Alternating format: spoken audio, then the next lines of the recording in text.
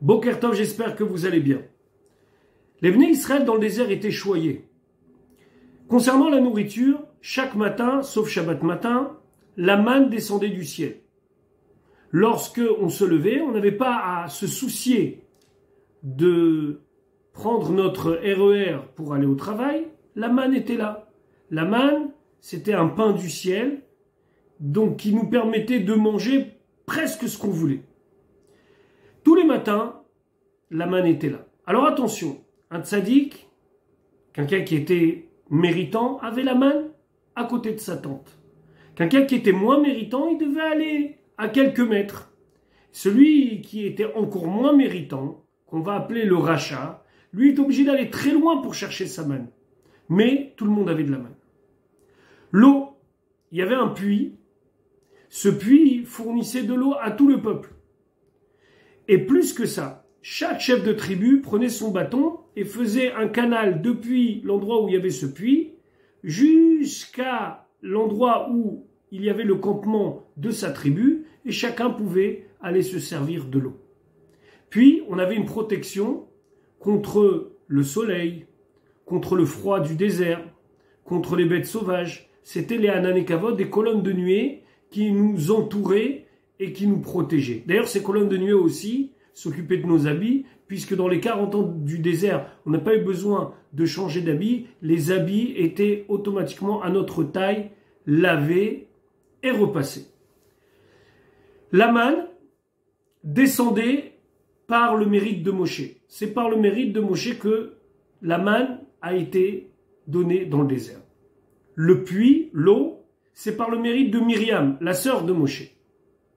Les Hanan Kavod, les colonnes de nuée, c'est par le srout de Aaron à Cohen, de Aaron le grand prêtre, frère de Moshe. Et donc Moshe, Myriam et Aaron, chacun d'entre eux, nous ont donné ces éléments nécessaires pour la vie dans le désert. C'est par leur mérite que nous avons eu la manne, le puits et les nuées. Preuve en est que lorsque Aaron à Cohen quitte ce monde, alors les Hanan Kavod disparaissent. Il n'y a plus de colonne de nuée qui nous protège. Il faut que Moshe Rabbeinu vienne et fasse que par son mérite propre, les Hanan Kavod reviennent protéger les Bnei Israël. La même chose pour le puits de Myriam. Lorsque Myriam quitte ce monde, il n'y a plus d'eau. Et c'est par le mérite de Moshe que le puits de Myriam va continuer à fonctionner. Maintenant, j'aimerais juste faire une analyse entre Moshe, Myriam et Aaron. Aaron, il est connu pour être au F Shalom Vérodev Shalom. C'est celui qui aime la paix et qui poursuit la paix. Aaron à Cohen, c'était celui qui était capable d'unir tout le monde. Moshe Rabbeinu, il avait une fonction de leader, mais il avait une fonction d'enseignant. Et enseigner la Torah, c'est être capable de s'adapter à chacun.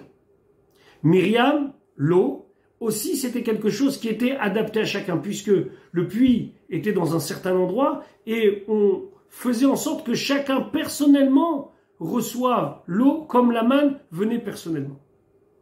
Par contre, les Hanan Kavod, les colonnes de nuée, protégeaient tout le monde sans distinction entre le méritant et le moins méritant, entre le tzaddik, le bénoni ou le rachat, entre le juste, le bénoni, le moyen ou le rachat, le méchant.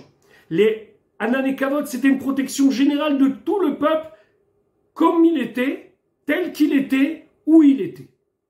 Et ça, c'est la mission d'Aaron à Cohen. La mission d'Aaron à Cohen, cette recherche du shalom, cette recherche de la paix, l'amour qu'il avait. Les Kohanim, lorsqu'ils nous bénissent à la synagogue, ils bénissent en disant « Levarech et amo Israël be'ahava » qu'ils ont reçu la mitzvah de bénir le peuple juif avec amour. Et c'est ça le point de Aaron à Cohen.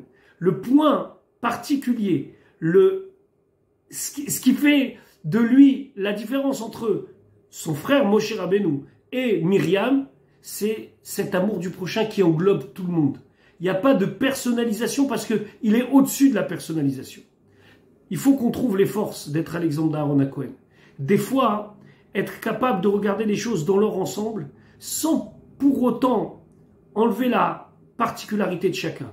Mais s'élever par notre empathie, par notre amour du prochain, par notre Avat Israël, de manière à ce que finalement, que ça soit le tzaddik, le Benoni ou le Racha, du plus méritant au moins méritant, ce sont que une seule entité, un peuple, le peuple d'Israël. Et c'est la raison pour laquelle les Hanané Kavod, les colonnes de nuée, étaient données par le mérite d'Aaron HaKohen, par le mérite de cet homme qui était capable d'englober chacun sans regarder les différences, mais d'être au-dessus de cela et de voir qu'une seule chose, un seul peuple, le peuple des Bnei Israël. Je vous souhaite une bonne journée.